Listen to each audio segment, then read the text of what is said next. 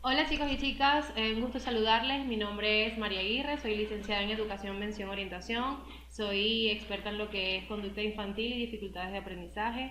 El día de hoy me complace mucho compartir con ustedes un poco de esto que es tan sensible y que esto es importante conocer, sobre todo para la vocación y la elección vocacional que ustedes tomaron la decisión y el trabajo con niños a diario, porque muchas veces trabajamos con niños que no se escapan de los parámetros de la normalidad, pero sin embargo a veces nos tocan situaciones difíciles de enfrentar en donde tenemos un niño hostil, un niño con conductas disruptivas, un niño desatento, un niño que no aprende igual a los otros niños de su edad o que simplemente presenta alguna dificultad en alguna de las áreas de su vida y no sabemos cómo abordar esta situación. El curso de intervenciones psicopedagógicas ante conductas disruptivas les va a servir para aprender tips y herramientas ante estas situaciones y que ustedes puedan salir airosos como profesionales, siempre y cuando respetando los límites de los profesionales y haciendo las remisiones pertinentes a los especialistas en cada área. Les agradezco mucho a aquellas personas que nos pudieron acompañar en la bienvenida y a aquellos que no, que estuvieron a través y muy al pendiente de nosotros a través del Facebook Live, también agradecerles. Aquellas personas que no nos pudieron acompañar ni en la bienvenida ni en el Facebook Live y que están hoy de igual manera compartiendo con nosotros en nuestro curso, también agradecerles porque estoy segura que están sumamente dispuestos, comprometidos y responsables al cumplimiento de todos los encuentros y de todos los deberes que vamos a tener en este curso. Así que les damos la más cordial bienvenida y aprender todo lo que se pueda, tanto yo de ustedes como ustedes de mí.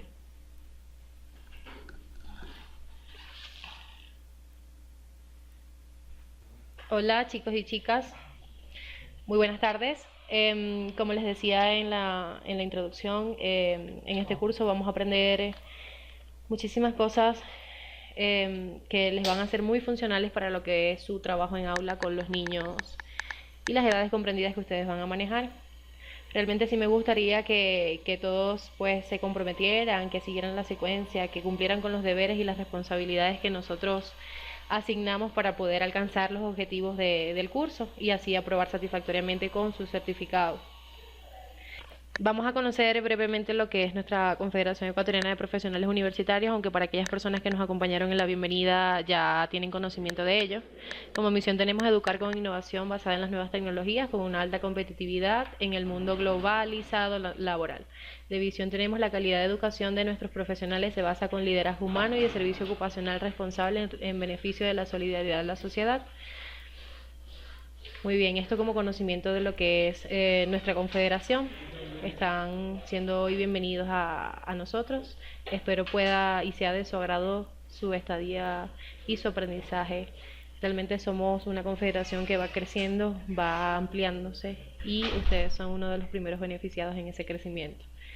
Como les dije, soy capacitadora, soy licenciada en Educación, Mención, Orientación. Mi nombre es María Aguirre y bueno, ya tengo algo de experiencia en estos temas infantiles, así que aprovechar al máximo todo lo que podamos aprender. A ver chicos y chicas, es importante primero conocer un poco de lo que es la historia y antecedentes de los trastornos de la conducta o en su defecto de las conductas disruptivas, aunque más adelante vamos a conocer la diferencia entre lo que es conductas disruptivas y lo que lo diferencia de los trastornos de la conducta. Vamos a conocer un poco y a decir que la niñez se reconoce en psiquiatría como un periodo de vulnerabilidad y plasticidad en el desarrollo progresivo hacia la personalidad adulta. Anteriormente, en la mayoría de los textos de psicología y psiquiatría, los trastornos que afectan a la niñez y a la adolescencia se presentan por separado de los trastornos propios de la adultez. Hoy en día se dice que muchos de los trastornos mentales en la adultez tuvieron su inicio en la infancia. Así que todavía existe esa incongruencia en los textos de psicología que nos llevan a pensar que muchos de los trastornos que hoy en día sufren los adultos comenzaron en la niñez y entonces nos lleva a cuestionarnos y a hacernos la pregunta, ¿dónde estaban esos niños que tuvieron esos indicadores y no nos dimos cuenta en el aula? ¿Por qué pasa esto? Porque no teníamos el conocimiento para detectar los indicadores en el momento oportuno. Hoy por hoy se toman tantas previsiones y se brinda tanta información a los docentes en estos temas tan sensibles como lo son conductas disruptivas, trastornos de aprendizaje, trastornos de conducta, para En todo caso, identificar, diagnosticar y tratar a tiempo y evitar trastornos mentales futuros en la adultez. Muy bien. No sé si ustedes en algún momento escucharon sobre los experimentos realizados por el ruso Iván Pavlov. Él utilizó mucho los experimentos de reflejo condicionados y trabajó mucho con lo que fue con los perros. Él aportó muchos conocimientos en lo que es la ciencia del comportamiento. Él nos demostró de que el comportamiento sí es modificable a través de técnicas de modificación conductual que si se utilizan de manera adecuada va a dar resultados positivos y podemos de alguna manera conseguir la conducta deseada o eliminar las conductas indeseadas. Él quería demostrar que se puede condicionar respuestas entrenando a un ser vivo para que reaccione de forma automática ante un estímulo repetitivo. En un principio hacía sonar una campana antes de alimentarlos, me refiero a los perros, y así los condicionó a relacionar dicho sonido con la acción de comer. Una vez establecido ese patrón, Pavlov se concentró en la segunda parte del experimento.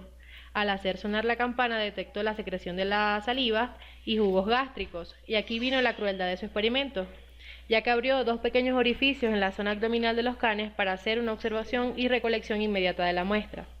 Así pudo demostrar que el solo sonido de la campana activaba el sistema digestivo de los perros. Sin necesidad de presentarles el alimento, solo bastaba con ese estímulo auditivo con el que entrenó a los perros, aunque faltara el estímulo del alimento.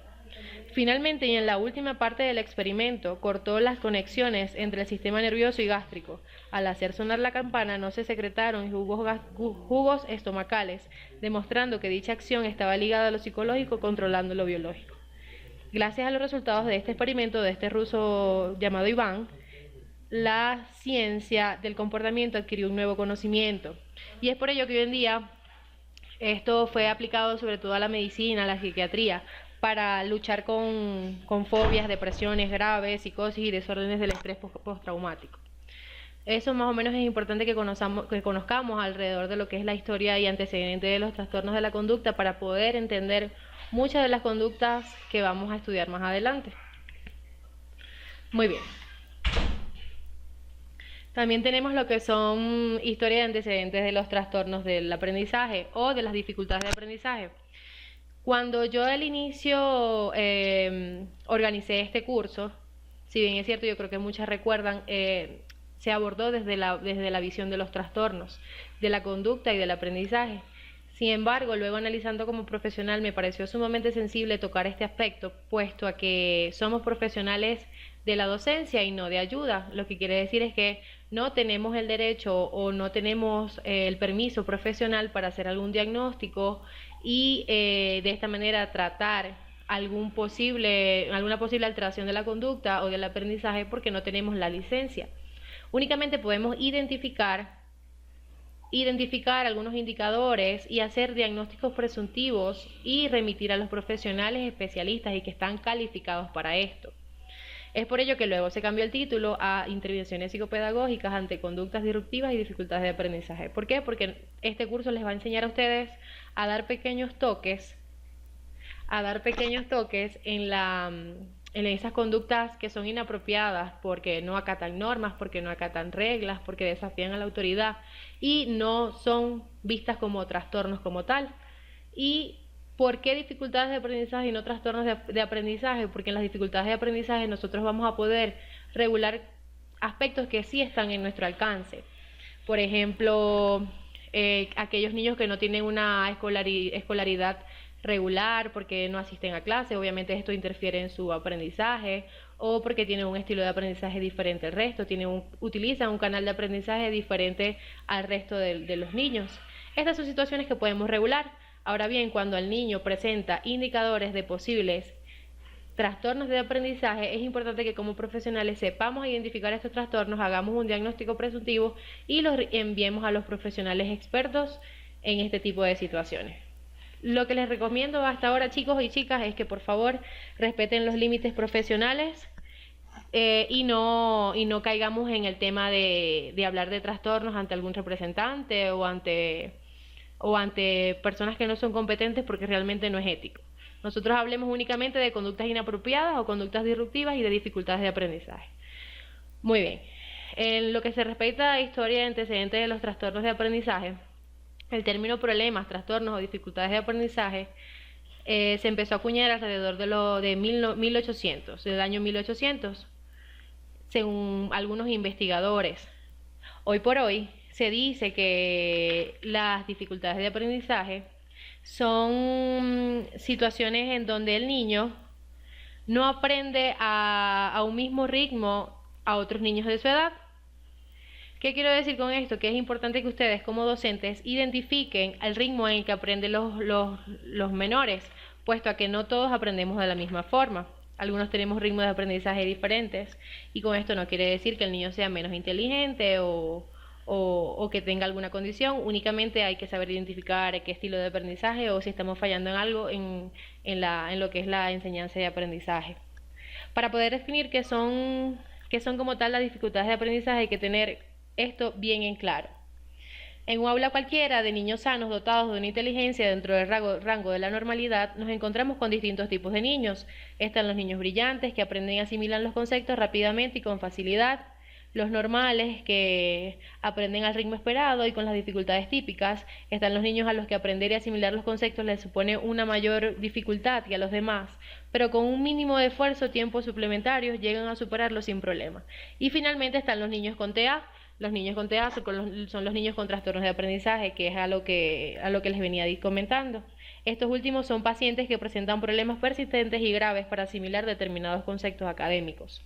La definición más utilizada de trastornos del aprendizaje es la incapacidad persistente, inesperada y específica para adquirir de forma eficiente determinadas habilidades académicas. Muy bien, ya sea la lectura, la escritura, el cálculo, el dibujo, etc., que ocurren a pesar de que el niño tenga una inteligencia normal, siga una escolaridad adecuada y su entorno sociocultural sea favorable. Esta última definición que les acabo de dar corresponde a un trastorno de aprendizaje. Les repito, aun cuando todas las situaciones estén dadas para que el niño aprenda bien, no aprende. Por ejemplo, tiene una inteligencia normal, su escolaridad es adecuada y su entorno sociocultural es favorable, es decir, familia les apoya, papá y mamá están allí, los hermanos le apoyan, todas las condiciones están dadas y el niño igual no aprende o no aprende al mismo ritmo de los demás. Esto es en el caso de los trastornos. Cuando es una dificultad de aprendizaje es que probablemente alguna de esas situaciones esté fallando y nosotros como profesionales de la docencia podemos intervenir allí porque sí es nuestra competencia laboral. ¿Ok? Muy bien. ¿Qué son trastornos de la conducta? Los trastornos de la conducta engloban muchísimos aspectos que de igual manera son sensibles y son muy delicados de abordar. Es por ello que antes de conocer qué es un trastorno de la conducta es necesario que nosotros sepamos qué son conductas disruptivas. Una conducta disruptiva es una conducta incluso con la que vamos a lidiar muy frecuentemente en las aulas de clase. Una conducta disruptiva o por decirlo, una conducta inapropiada en la infancia y en la adolescencia engloba un conjunto de conductas que implican oposición a las normas sociales y a los avisos de la figura de autoridad, cuya consecuencia más destacada es el fastidio o la perturbación, más o menos crónica, de la convivencia con otras personas, compañeros, padres, profesores y personas desconocidas. Una conducta disruptiva la vamos a tener a diario con aquellos niños que son molestosos, aquellos niños que agreden al compañero que tienen al lado, aquellos niños que interrumpen cuando nosotros los docentes estamos impartiendo alguna clase, aquellos niños que no están tranquilos sentados en su asiento, aquellos niños que no esperan a que el docente termine de hablar para pedir una opinión, una sugerencia o aclarar alguna duda.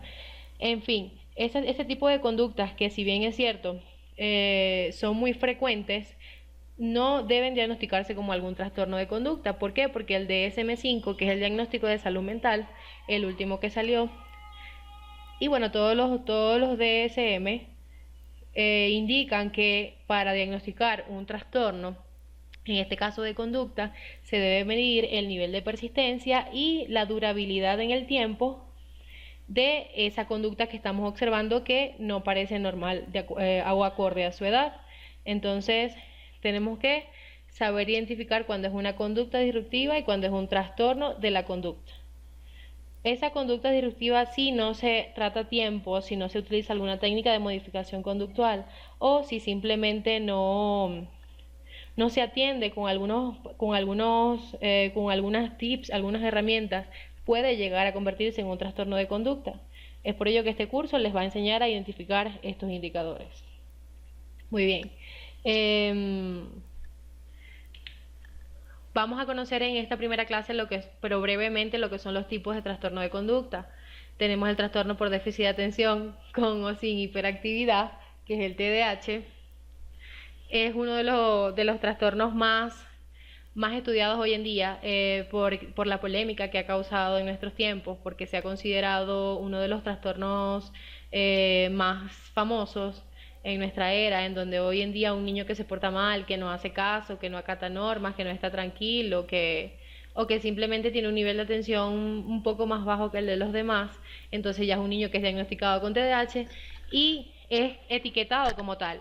De hecho, hasta medicado, muchos niveles de TDAH altos son medicados, en donde se les regulan la función cerebral, se le equilibra para que los niveles de hiperactividad bajen y de esta manera el niño se convierte en un paciente clínico, cuando en realidad el diagnóstico o el estudio del caso, la atención del caso, el abordaje del caso era otro.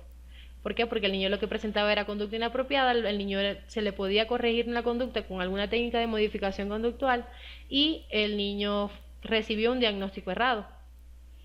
Eso brevemente, pero más adelante en las próximas clases vamos a ver muy detenidamente este trastorno, porque definitivamente sé que se van a encontrar con este tipo de situaciones.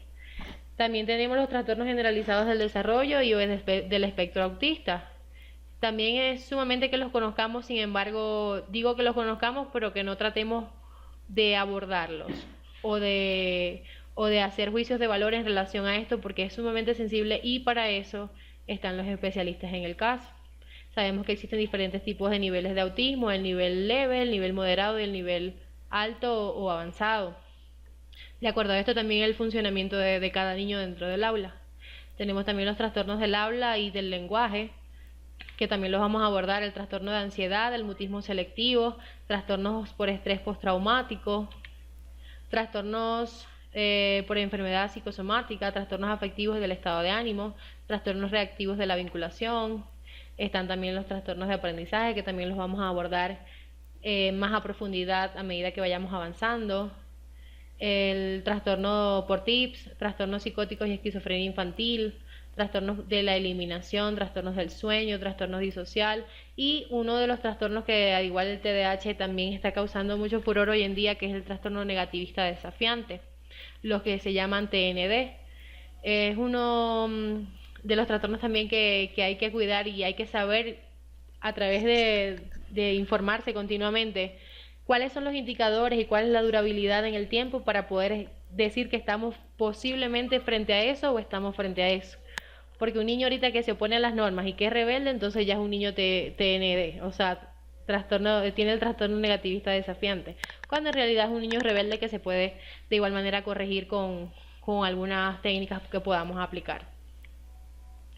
Brevemente, entre las dificultades de aprendizaje, que si no las abordamos a tiempo pueden convertirse en trastornos de aprendizaje, tenemos dislexia, tenemos las discalculias, tenemos trastorno del aprendizaje no verbal, tenemos el TDAH de igual manera, que también interfiere en nuestro aprendizaje.